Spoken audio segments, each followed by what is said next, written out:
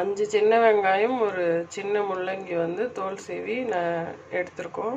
இதை அரைச்சி ஜூஸாக குடிக்க போகிறோம். எதுக்குன்னா பித்தப்பைக்கு வந்து இது ரொம்ப நல்லது. ஸோ நம்ம இதை எம்டி ஸ்டொமக்கில் குடிக்க போகிறோம். ஒரு 3 ஸ்பூன் ஜூஸ் மட்டும் வார்ம் வாட்டரில் விட்டு இதை அரைச்சி எடுத்துக்கலாம். அரைச்சிட்டோம். இப்போது நம்ம இதை ஃபில்டர் பண்ணிக்கலாம். இந்த ஜூஸை மட்டும் ஜூஸ் அரைச்சி நம்ம ஃபில்டர் பண்ணிட்டோம். இந்த சின்ன வெங்காயத்தையும் முள்ளங்கியும் இப்போ வார்ம் வாட்டர் எடுத்துருக்கேன் 1/2 டம்ளர். அதில் வந்து ஒரு 3 ஸ்பூன் அளவு விட்டுக்கலாம். அவ்வளோதான். இது 2 பேருக்கு நான் அரைச்சிருக்கேன்.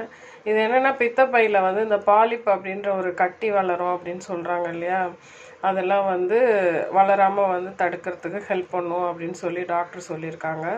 ஸோ அதனால் குடிக்கலாம் அப்படின்னு சொல்லிட்டு நான் இன்றைக்கி ரெடி பண்ணியிருக்கேன். உங்களுக்கும் தேவைப்பட்டால் நீங்களும் குடிங்க. ஜென்ரலாகவே இதெல்லாம் நம்ம சாப்பிட்ற பொருள் தான். ஸோ வெறும் வயிற்றில் எடுத்துக்கலாம். தேங்க்யூ.